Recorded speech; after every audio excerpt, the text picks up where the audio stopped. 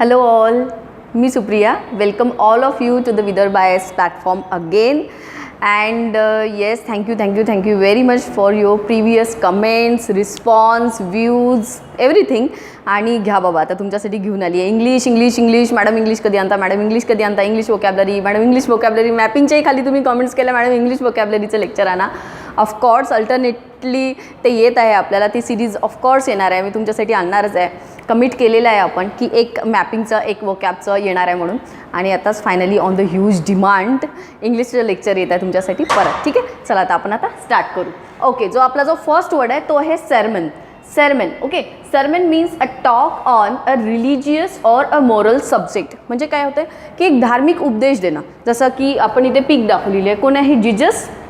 Jesus Christ आहे. हे काय करत आहे? ह्या बाकीच्या लोकांना काय करत आहे? ते धार्मिक काहीतरी उपदेश देत आहे किंवा काहीतरी सल्ला देत आहे. ठीक आहे, सो त्याला काय म्हणतो आपण इंग्लिशमध्ये काय शब्द म्हणतो त्याला आपण सर्मन. ठीक आहे, पण आता लक्षात कसं ठेवायचं त्याच्यासाठी ट्रिक तुम्हाला सांगते. आपल्या आजूबाजूला पण पहा असे फ्री सल्लागार सेंटर आपल्या भारतात तर मॅक्सिमम ते एनी टाईम उपलब्ध असतात. आपण सपोज काही पण केलं, चांगलं केलं वाईट केलं तर ते आपल्याला उपदेश देण्यासाठी आपण म्हणतो यार प्लीज आता ज्ञानाचे कवडचे मला नको पाजू तू. आता ह्या टाईममध्ये मी बिलकुल ऐकण्याच्या मनस्थितीत नाही आहे. तर आपण त्यांना कधी कधी काय म्हणतो यार तू अभी मेरा सरमत खा अभी मत तू निकल यहाँ से, अभी मेरा सरमत खा, मैं बाद में सुनूंगा वो जो कुछ भी है. ठीक आहे, सो अशा उपदेश आपण जे आपल्याला लोक करायला जातात म्हणजे वेळोवेळी आपल्याला जे सांगतात सल्ले देतात त्यांना आपण काय म्हणतो उपदेश नको देऊ बाबा.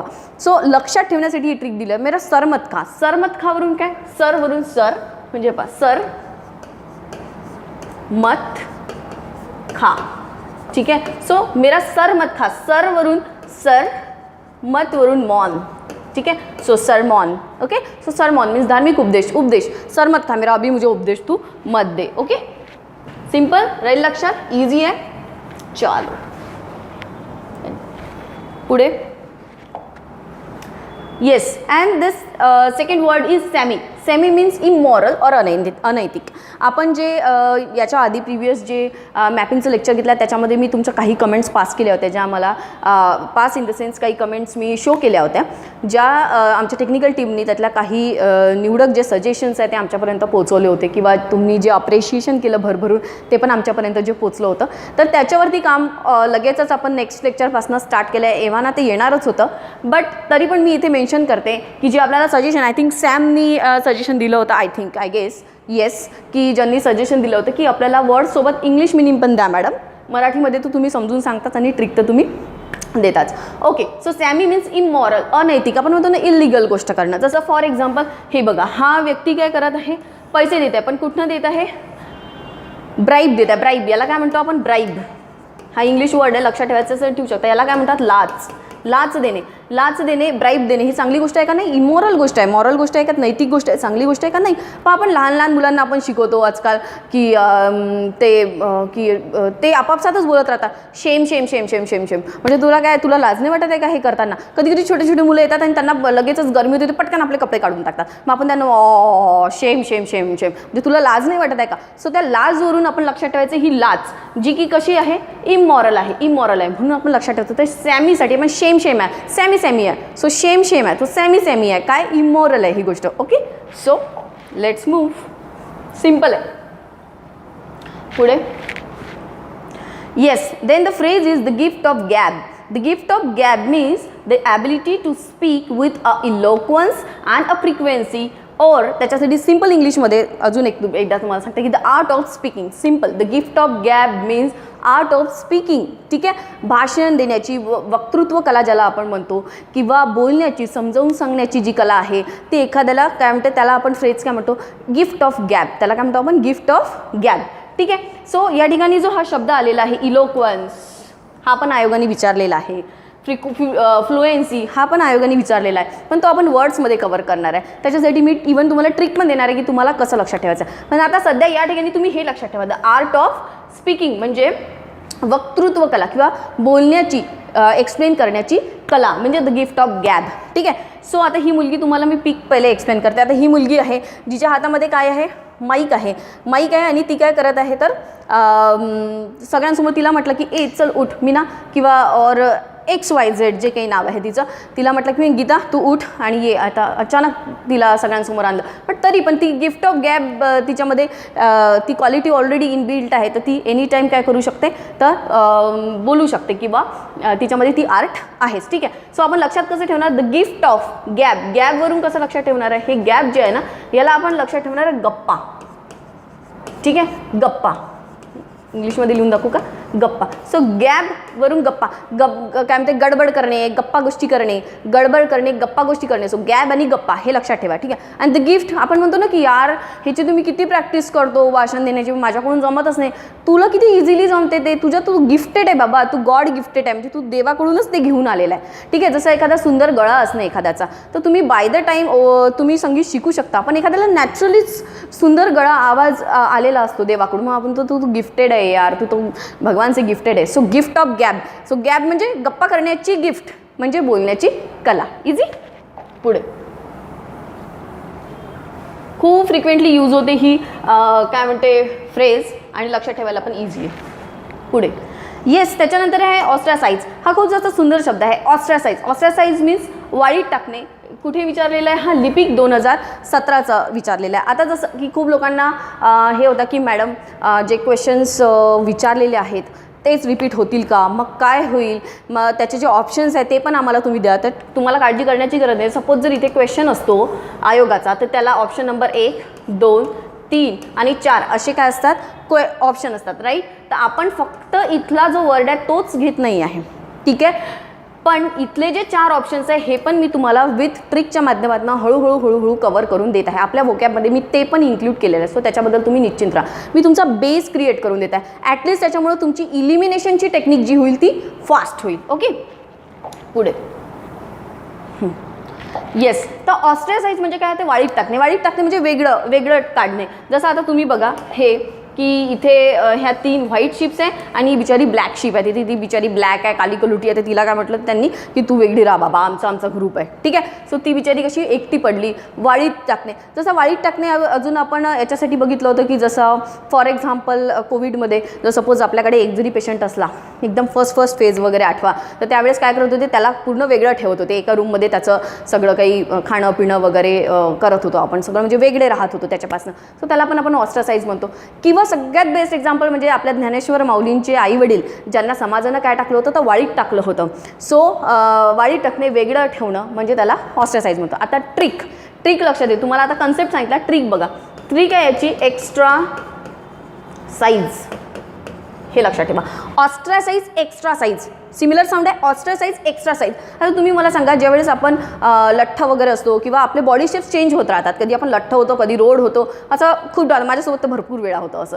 सो ज्यावेळेस आपण लठ्ठ असतो त्यावेळेसही आपल्याला थोडे हेवी एक्स्ट्रा साईजचे कपडे लागतात. आणि आपण नंतर फिट जेव्हा होतो, जेव्हा आपण थोडं जिमिंग करतो, डाएट करतो, प्रॉपर आपल्याकडे स्वतः हेल्थ कॉन्शियस होतो, त्यावेळेस आपण काय होतो, फिट होतो. त्यावेळेस आपल्याला ते कपडे होत नाही. मग आपण ते काय करतो, आपण फिटिंगचे छान कपडे घेतो आणि ते जे एक्स्ट्रा साईजचे कपडे आहे ते आपण ठेवून देतो, काहीतरी वेगळे ठेवून देतो. ते आपण परत घालतो का नाही. म्हणून ते एक्स्ट्रा साईजचे कपडे आपण घालतो का नाही, ते काय ठेवतो आपण, वेगळे काढून ठेवतो. सो वेगळे काढून ठेवतो, त्याला वाळीत काढून ठेवतो आपण, म्हणजे ते आपल्याला यूज करायचे नाही आहे आता. सो एक्स्ट्रा साईजचे कपडे आपण काय करतो, वेगळे काढून ठेवतो. त्याच्यावरून ऑस्ट्रासाइज लक्षात राहील तुमच्या. इझी. पुढे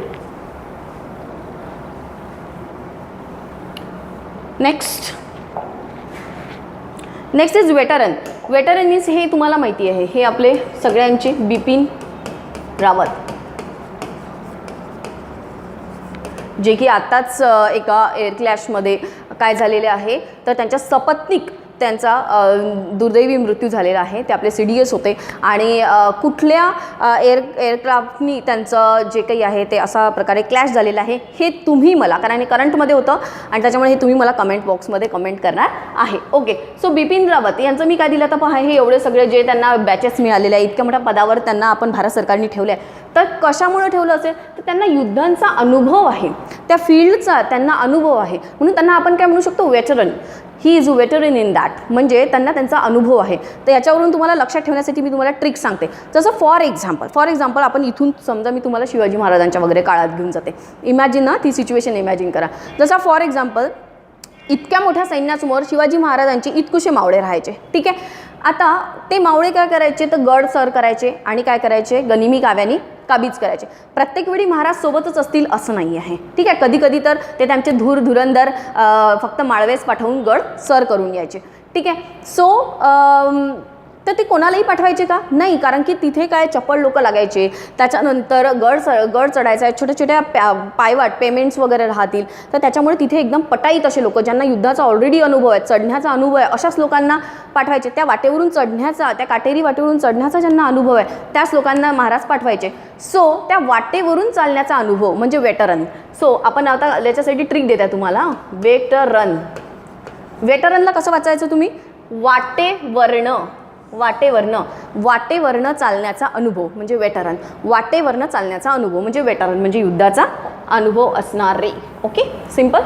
पुढे जाऊ आपण. तुम्ही ह्या ट्रिक्स एकमेकांना शेअर करा, वारंवार शेअर करा. पहिले नॉर्मल स्पीड एक ती ट्रिक आहे की वारंवार सगळ्यांना त्या तुम्ही जोही भेटला त्याला एक शब्द सांगून द्यायचा, ट्रिक किंवा विचारायचा, ठीक आहे. दुसरी ट्रिक, एकदा व्हिडिओ नॉर्मल स्पीडनी पाहिजे. माझे कुठलेही व्हिडिओ असो, मॅपिंगचा व्हिडिओ असो की इंग्लिशचा व्हिडिओ असो, एकदा नॉर्मल स्पीडनी पाहायचा, अंडरस्टँड करायचं, ग्राफ्स करायचं फुल कॉन्सन्ट्रेशननी. नेक्स्ट टाईम त्याला इंटू 2च्या स्पीडनी रात्रीच्या टाईमला तुम्ही बघायचं. तुमच्या 2दा पाहिल्यानंतर तुमच्या इंटू ब्लड अँड ब्रेन ते ऑलरेडी राहील, ठीक आहे. पुढे जाऊ आपण. The next is iconoclast. हा माझा फेवरेट शब्द आहे. जसा सँग्विन होता मागे, आता जसा आयकॅनोक्लास्ट माझा फेवरेट शब्द आहे. त्याचा म्हणजे a person who attacks or criticises or cherish beliefs or the institutions. PSI 2014चा क्वेश्चन आहे. तर पहा, असे आयकॅनोक्लास्ट म्हणजे असे लोक की जे त्यावेळेसच्या कटू किंवा ज्या कुप्रथा चालीरीती आहे त्यांच्यावरती अटॅक करणारे, त्यांची निंदा करणारे लोक म्हणजे आयकॅनोक्लास्ट. जसं की विधवा पुनर्विवाह असेल, त्याच्यानंतर स्त्री शिक्षण असेल किंवा मुलींच्या लग्नाचं वय वाढवून घेणं असेल. हे आता जितकं नॉर्मल वाटते ना मित्रांनो, तितकं त्या काळात नॉर्मल नव्हतं. मी हे जे आहे उंच माझा झोका ही सिरीज, याचं चित्र का तुम्हाला आणलेलं आहे, कारण की ह्याच्यामध्ये हे महादेव गोविंद रानडेंचं चित्र, त्या काळाची परिस्थिती त्यांनी खूप छान चित्रण केलेली आहे. तर तुम्ही ही उंच माझा झोका ही सिरीज यूट्यूबवर अवेलेबल आहे, तुम्ही नक्की बघा. खूप जास्त काही शिकण्यासारखं आहे.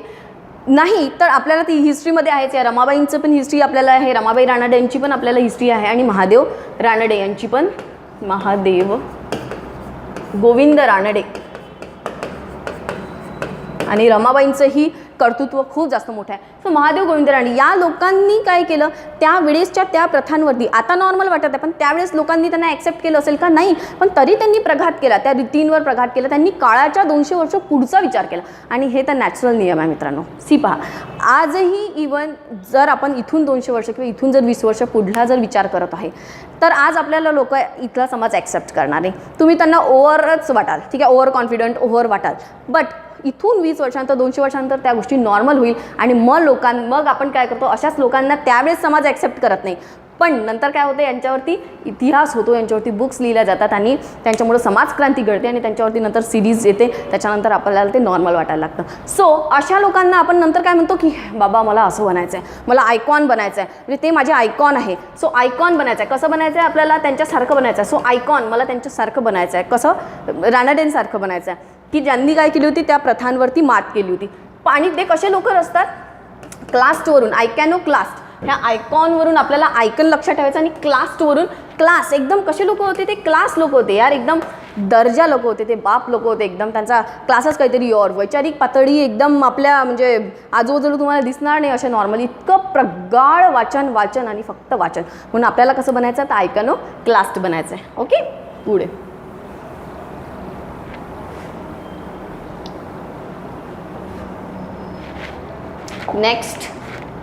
Next is perilous. Yes, perilous means धोक्याचा, संकटमय. आणि हे जे शॉर्ट लिव्ड आहे ना, हे त्या याच्यामध्येच लिहिलेलं होतं. काय म्हणते? पेरिलस, आणि तिथे समोर क्वेश्चन, आणि खाली म्हणजे 2000 आरोग्यसेवा 2017चा क्वेश्चन आहे, आणि खाली ऑप्शन्समध्ये हे होतं, त्याचा आन्सर शॉर्ट लिव्ड. आणि परत एक त्याचा सब वर्ड मी तुम्हाला दिले, तो म्हणजे डेंजरस, इझी, नॉर्मल याच्यामधला. पेरिलस म्हणजे संकटमय. जसं आपण सपोज जर तुम्ही घाटांवरून वगैरे जाता, जसं चिखलदरा वगैरे, तर सपोज जर वळणाचा रस्ता आला, तर आपण म्हणतो this is a very perilous move. ठीक आहे, म्हणजे पेरिलस मूव्ह आहे बाबा हा. तर असा धोक्याचा किंवा संकटमय आपण रस्ता पण म्हणू शकतो, किंवा एखादी परिस्थिती पण संकटमय असू शकते. जसं फॉर एक्झाम्पल आपल्यासाठी आपण सगळ्यांनीच फेस केलेली ती म्हणजे की कोविड. तुम्हाला सगळ्यांना माहिती आहे की कोविडमध्ये किती जास्त धोका होता, ठीक आहे. पण फर्स्ट फेजमध्ये लोकांनी सगळं काही ऐकलं, सगळं फॉलो केलं, लस प्रॉपर घेतली, सगळं व्यवस्थित केलं, म्हणजे हर एक ती इन्स्ट्रक्शन लोकांनी स्वतःहून फॉलो केली कारण जीवाचा धोका होता.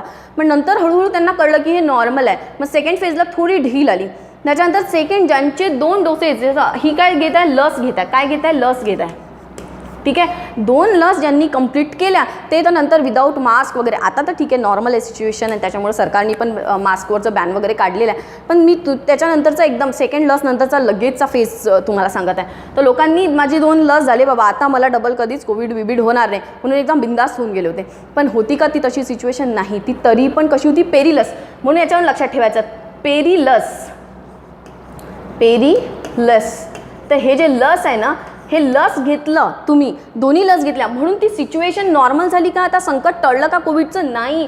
ती अजूनही कसं आहे तर पेरिलस आहे, अजूनही पुढली वेव येऊ शकते. सो आपण आपलं प्रोटेक्शन घेत राहायचं जितकं आपल्याकडून वैयक्तिकरित्या पॉसिबल आहे. हात स्वच्छ धुणे, हायजिनिक राहणे, त्याच्यानंतर व्यवस्थित कपडे स्वच्छ धुणे, सगळ्या गोष्टी आपण जितक्या हायजीन आपल्याकडून मेंटेन होते तितकं आपण जितकं इझी होते तितकं शक्यतोवर बाहेरचं खाणं टाळणे, घरातलं स्वच्छ आणि चांगलं आरोग्यमय जितकं काही व्यवस्थित सिंपल फूड आहे तितकं सिंपल फूड आपण ग्रहण करणे, ह्या जितक्या आपल्याकडून होऊ शकते तितक्या आपण. आणि सगळ्यात महत्त्वाचं म्हणजे पॉझिटिव्ह माइंडसेट ठेवणं. तुमचं माइंडसेट अतिशय क्लीन, भ्यायचं नाही आहे त्या गोष्टीला, पण प्रोटेक्टिव्ह पण राहायचं at the same time. Okay. So perilous लक्षात आलं तुम्हाला, लस घेतली म्हणून आता ते धोका टळला का? सो पेरिलस अजूनही ते कसं आहे, लस घेतली आहे तरी पण ती सिच्युएशन अजूनही पेरिलस आहे. ओके. पुढे नेक्स्ट, युफेमिझम. युफेमिझम म्हणजे मी सांगते अप्रिय गोष्ट सौम्य शब्दात सांगणे. लिपिक 2017चा हा काय आहे क्वेश्चन आहे. आता तुम्ही म्हणा की मॅडम याच्यासाठी इंग्लिश द्या. इंग्लिश वर्ड नाही आहे, ती काय आहे, एक कंप्लीट आहे, नावातच इतकं मोठं अखंड काय आहे तर मिनिंग आहे.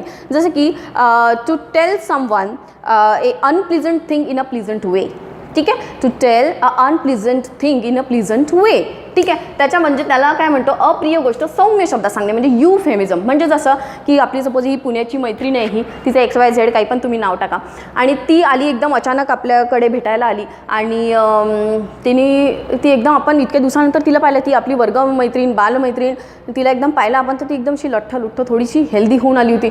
मग एकदम आपण असं कुणी असतं ती एकदम भस्कन म्हणून टाकतं की तू यार किती लठ्ठ झाली, किती लठ्ठ दिसत आहे तू आता. तर तसं न म्हणता तुम्हाला युफेमिझम यूज करायचं. युफेमिझम काय सांगतं की तुम्हाला ते अप्रिय गोष्ट थोडी सौम्य शब्दात सांगायची. म्हणजे अरे यार तू थोडी हेल्दी झाली आहेस, सो आपण काय म्हणू तिला की तू काय झाली, थोडी हेल्दी झाली आहे, रॅदर दॅन तू खूप लठ्ठ झाली आहे, जाड झाली आहे, राठ झाली आहे. त्याच्यापेक्षा काय म्हणू आपण तिला, तू थोडी काय झाली, हेल्दी झाली आहे, चबी झाली आहे, क्यूट दिसतेस तू आता, गोबलू झालेली आहे थोडी, पण थोडं अजून इतकंसं कमी कर फक्त, कारण जास्तही कमी नको करू, कारण की हेच it is very nice on you, it suits you. Okay. So असं तुम्हाला युफेमिझम म्हणजे कळलं असेल कन्सेप्ट. आता लक्षात कसं ठेवायचं की जर तुम्हाला यू स्पेलिंग ते आहे हां लक्षात ठेवा, पण यू म्हणजे जर तुम्हाला काय व्हायचं असेल, फेमस व्हायचं असेल, एक मिनिट,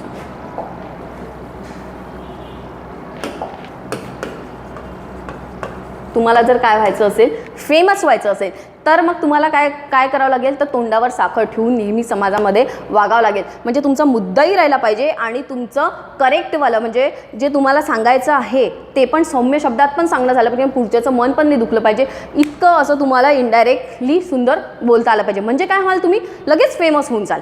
ठीक आहे. असेच लोक आपल्याला आवडतात ना की जे आपल्याला अप्रूव्ह करतात, ॲक्सेप्ट करतात, चांगले बोलतात, गोड बोलतात, तर आपण पटपट फेमस होऊन जातो. ठीक आहे. एकदम स्ट्रेट सरळ बोलणारे लोक कोणाला आवडत असतात का, तर नाही, इट्स ओके. सो युफेमिझम जर तुम्हाला फेमस व्हायचं असेल पटपट तर डिप्लोमॅटिक आन्सर्स देणं, थोडं शॉर्टमध्ये आन्सर्स देणं तुम्ही चालू करून द्या, म्हणजे तुम्ही काय व्हाल, पटपट फेमस व्हाल. सो ह्या कन्सेप्ट तुम्हाला कळला असेल आणि ट्रिक पण कळली असेल. युफेमिझम फेमस व्हायचं असेल तर करा बाबा, पण नाही ठीक आहे, पण मी तर खूप जास्त स्ट्रेट आहे, वो आपका प्रॉब्लम है, आप सुन नहीं सकती. Okay. Again yes, but it's a good practice if you can do that, you must try it.